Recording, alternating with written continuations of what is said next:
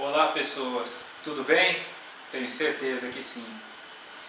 Hoje aqui nós faremos uma pequena palestra, mas hoje esta palestra é para os pais.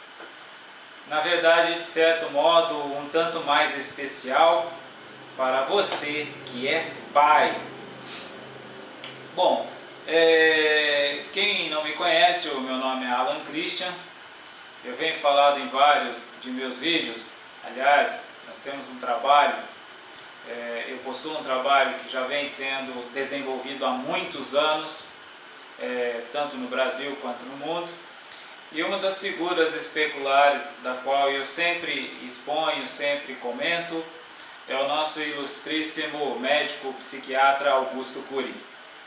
E Augusto Cury, o qual já comentei inclusive algumas de suas obras, alguns dos livros dele que eu lera, fiz alguns comentários, algumas reflexões, mas hoje eu quero atinar para uma frase contida em um dos livros dele, que ele também já comentou em algumas das palestras dele. É uma frase aparentemente muito simples, mas pouquíssima, em sua aplicabilidade. A compreensão desta frase, costumeiramente eu não tenho observado que ela vem sendo compreendida.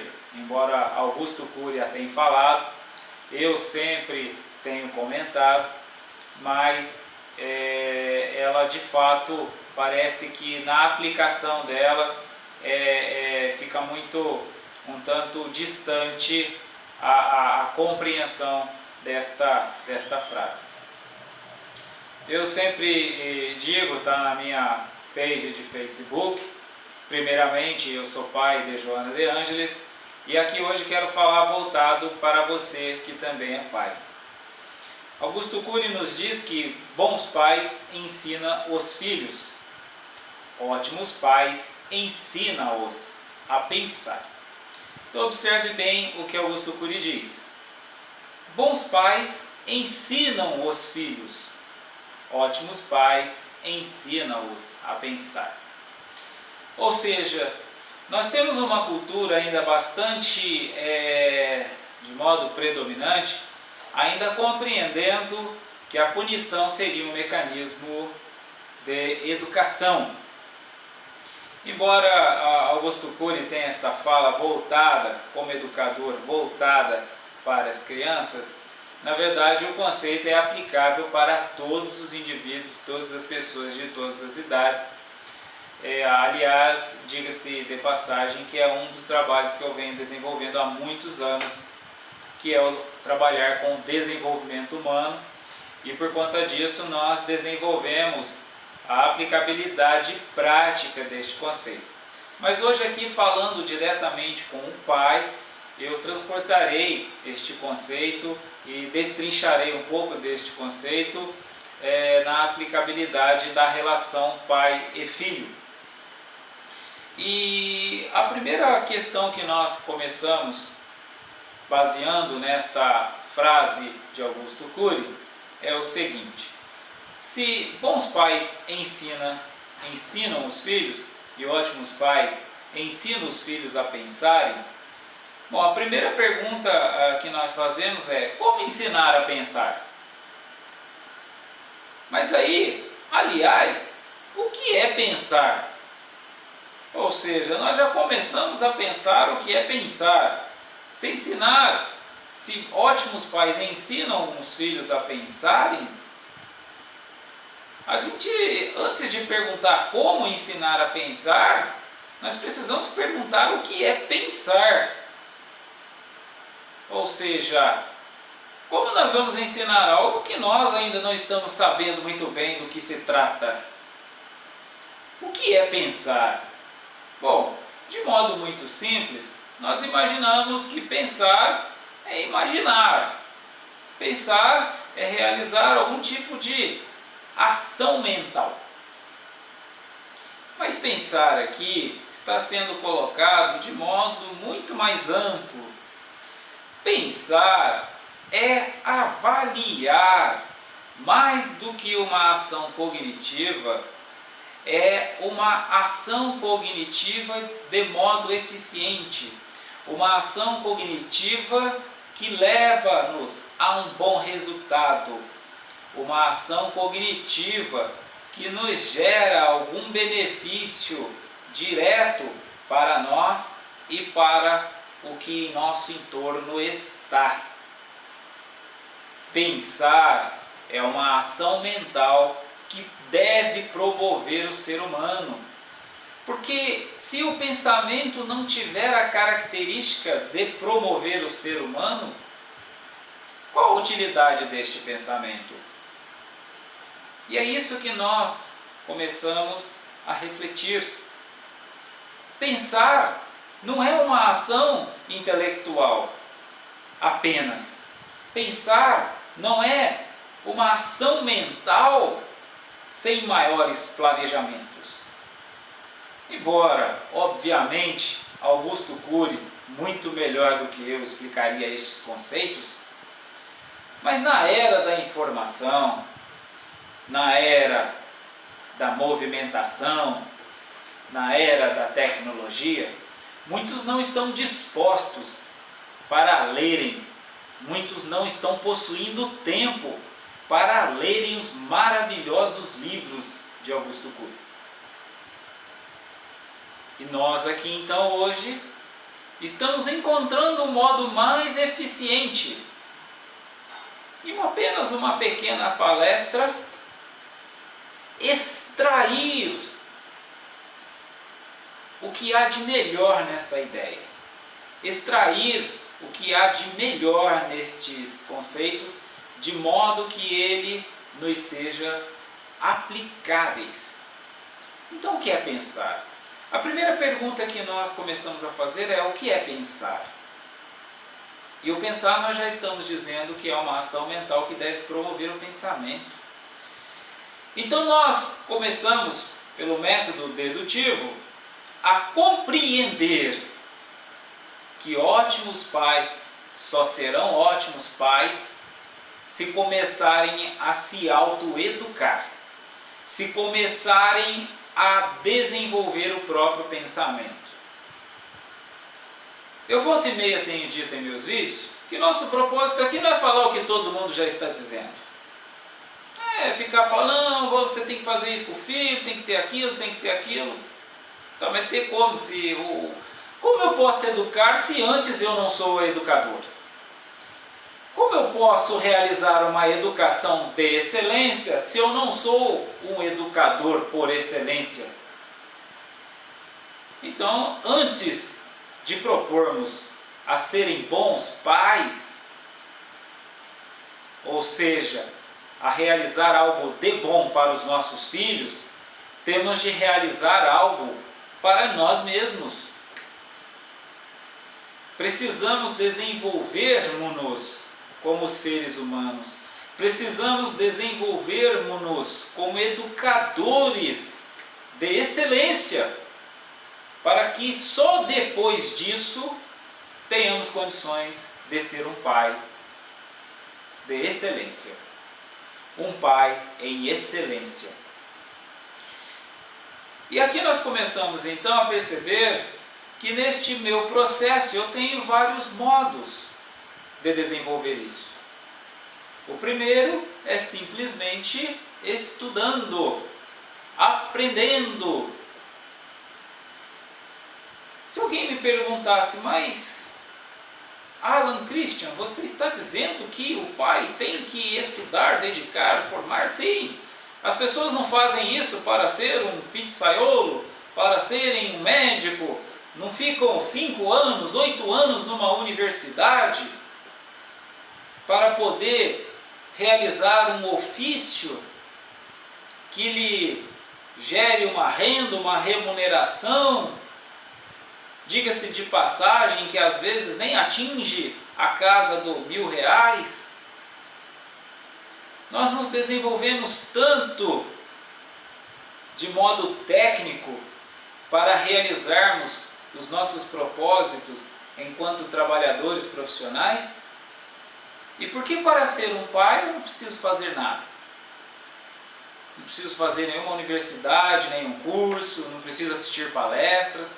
Eu assisto palestra para vender o meu produto na empresa que eu trabalho. Eu assisto palestra para aprender a desenvolver melhor as minhas petições judiciais. Eu estudo bastante para eu desenvolver melhor as minhas aulas no colégio que eu leciono. E por que para ser pai eu não preciso fazer nada? Então a primeira coisa que nós começamos a compreender é que eu preciso elaborar um projeto de pai. Eu preciso elaborar um projeto para eu mesmo. Porque se eu já sou pai, eu posso elaborar este projeto enquanto não sou pai. Eu disse que eu sou pai de Joana de Ângeles. E aqui, como eu sempre tenho dito, meu propósito é falar com propriedade, com conhecimento de causa. Então aqui falarei um pouco da minha história para que nós possamos entender este projeto, o projeto que eu já fiz. Bom, eu casei-me no ano 2000 e perpassei por 10 anos elaborando este projeto. Durante 10 anos eu elaborei um projeto de ser pai. Ainda relativamente jovem quando casei, mas já naquela época ciente de que eu só poderia ser bom pai se eu me preparasse para tal. E sempre me interessei em estudar o tema, assuntos relacionados à psicologia, assuntos relacionados à sociologia, assuntos relacionados à filosofia, mas tudo isto de modo que um pai pudesse oferecer a um filho. Observe que eu estou dizendo que eu estudava estas coisas, buscava estas coisas, mas de modo que elas pudessem ser aplicáveis para quando eu tivesse um filho. Não era algo só para mim, para as minhas realizações profissionais. Era algo que poderia ser prático para quando eu fosse pai. E depois de 10 anos neste meu planejamento, eu comecei a chegar à conclusão de que eu apenas poderia me tornar um bom pai. Que para eu tornar-me excelente pai, eu precisaria ser pai. Porque até então eu possuía todo o arcabouço teórico, científico, filosófico para ser um bom pai. Mas não possuía a prática, o que me geraria excelência na paternidade. Depois de 10 anos, decidi pelo primeiro filho. E aí veio Joana de Ângeles. E neste projeto, então, de ser um ótimo pai, quando Joana de Ângeles nascera, eu já sabia que o método punitivo era completamente dispensável. Na verdade, mais do que isso, indevido, se eu tivesse o propósito de ser um excelente pai. Então eu não tinha o propósito de ser um bom pai, eu tinha o propósito de ser um excelente pai.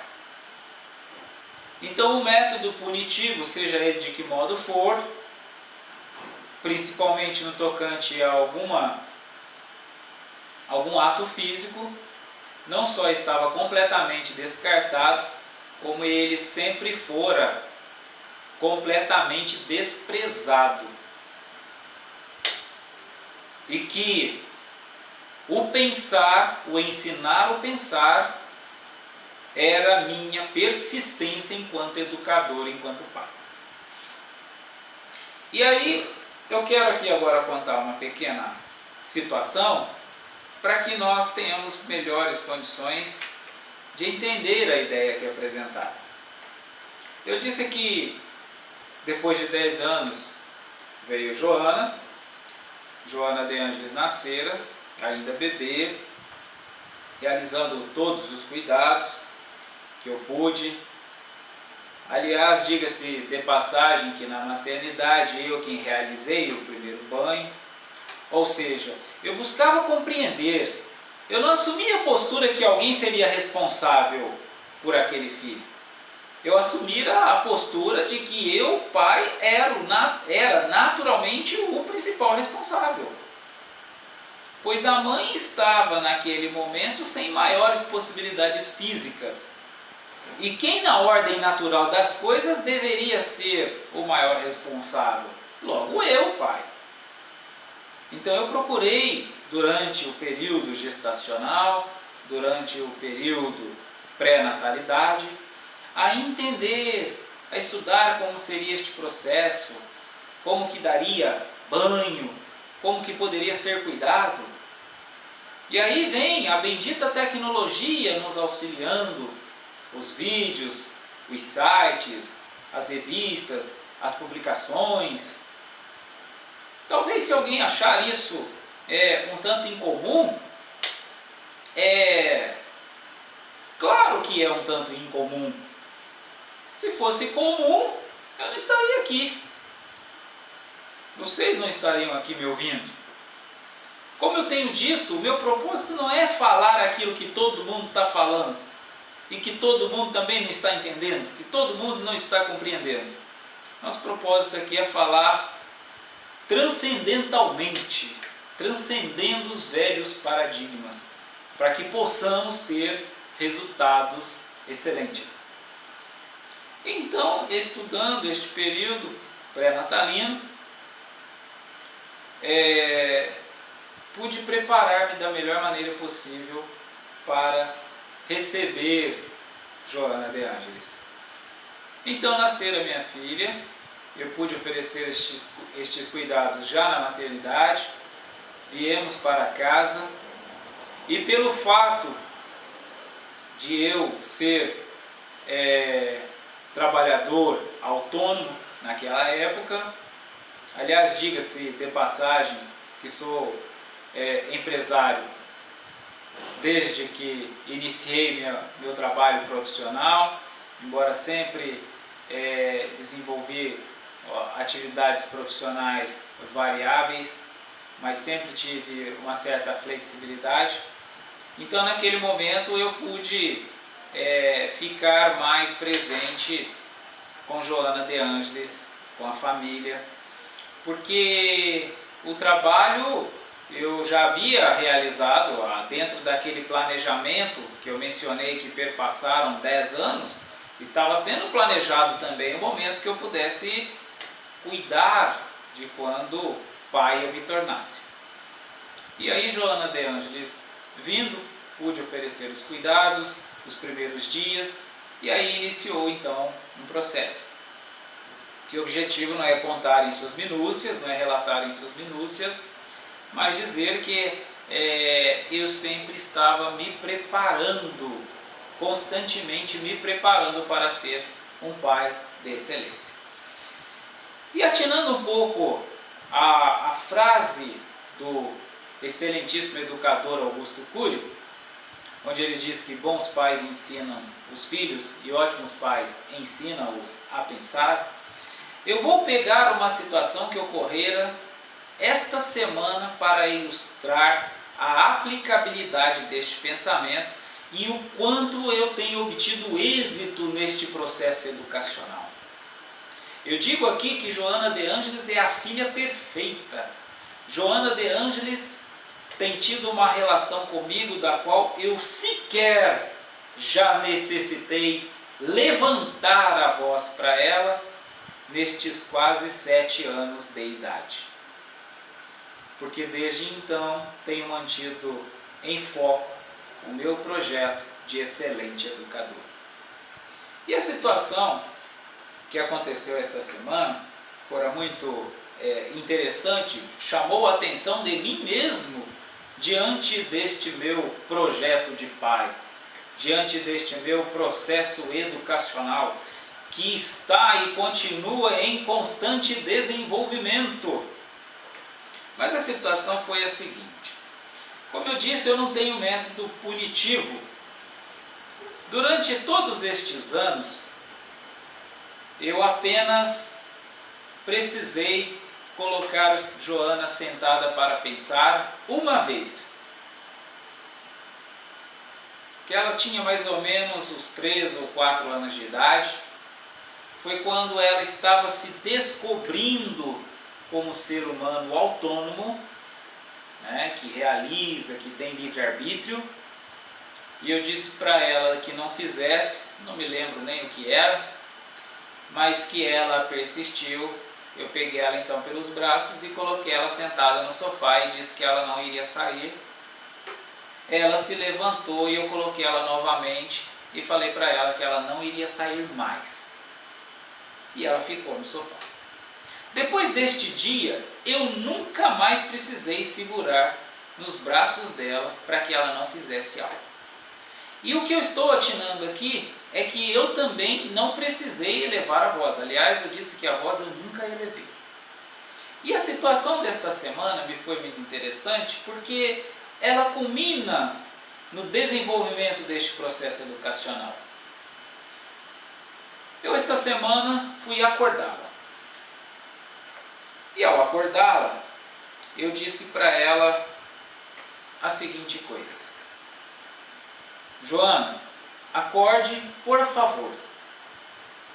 E eu tinha o hábito de quando algo eu digo para ela que ela contraria ou que ela não atende, eu digo para ela que vou contar até 3 para colocar ela para pensar. E eu não falo pensar, eu falo castigo mesmo. Que eu vou colocar ela no castigo. Um dia até um pedagogo me disse: mas por que você diz castigo e não pensar? Eu falei: é porque eu não tenho nada que seja constrangedor. A única coisa constrangedora que eu tenho para apresentar para ela é o ameaçar de um castigo. O resto tudo é love e paz o tempo todo. Então eu preciso ter alguma coisa que mostre uma outra face de um processo educacional para ela enquanto sujeito social. Porque eu sou pai, mas a sociedade não será pai dela. Então ela precisa, pelo pai, entender que existe um outro viés. Então eu utilizo o termo castigo, para que ela tenha a conotação de algo negativo. E aí eu disse para ela: acorde e não espere eu contar até 3.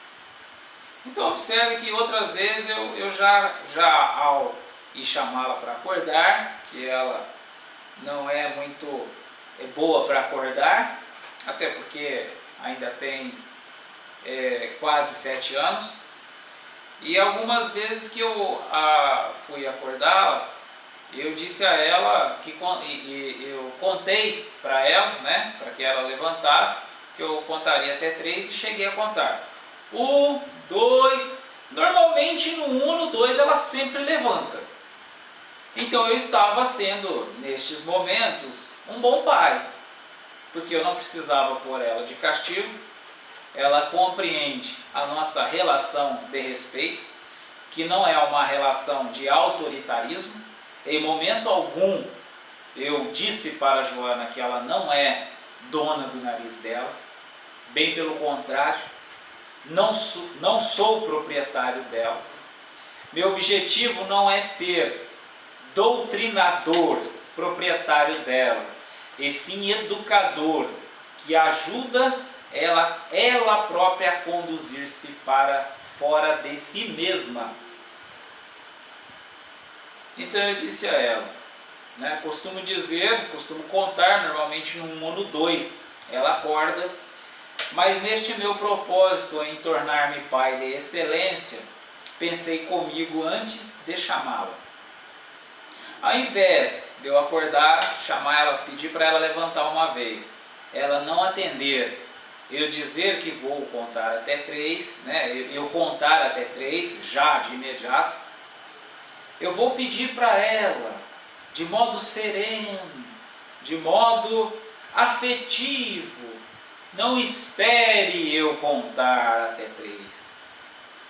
E aí eu disse para ela, cheguei, aproximei-me: Joana, está na hora de acordar. Aí ela deu um sinal que me ouviu. Aí eu disse: não espere mais eu contar até 3. Mostre que você tem disciplina e é responsável. Ela levantou-se e eu ainda pude parabenizá-la por sequer eu ter precisado contar até 3. Eu percebi então neste momento que eu estava ensinando a Joana a pensar. Eu estava ensinando Joana de Ângeles a pensar por ela mesma. E aí eu pude entender na prática a frase de Augusto Cury: bons pais corrigem os filhos, ótimos pais ensinam-os a pensar. Então, nesta nossa pequenina palestra, que é uma palestra voltada para o pai, que sejamos pai ou pais educadores excelentes. Que sejamos pais que tenhamos consciência da necessidade deste processo educacional excelente. Porque tudo mais é mera consequência. De nada adianta trabalharmos de modo punitivo, trabalharmos corrigendas, porque nós teremos poucos resultados ou poucas possibilidades de melhores resultados. E é tão muito simples ensinar a pensar, é tão muito prazeroso ensinar a pensar. Como eu disse, minha relação com Joana de Ângeles é ótima, é maravilhosa. A levo na escola diariamente, com todo prazer, alegremente. Ela entra para o colégio alegremente. Nós temos uma relação perfeita, da qual eu nunca precisei exceder o tom de voz. Porque eu, educador, proposto educador, estabeleci para nós uma relação de pleno respeito. Uma relação mútua de confiança. Eu confio nela e ela confia em mim. Então, que sejamos os educadores confiáveis. Busquemos a nossa excelência. Embora aqui eu citei Augusto Cury, e poderia citar tantos outros bons educadores, mas aqui eu quero atinar para o aspecto de que cada um de nós tem dentro de si mesmo este educador excelente. Desde que permita-se ser este educador. Desde que desvencilhe-se dos velhos paradigmas. Desde que busque dentro de si próprio este educador excelente. Bom, esta é a nossa pequenina palestra com o tema Pai. Quem tiver alguma pergunta, alguma dúvida, ou quiser acrescentar algo, encontro-me em completa disposição. Até mais, tudo de bom para todos nós.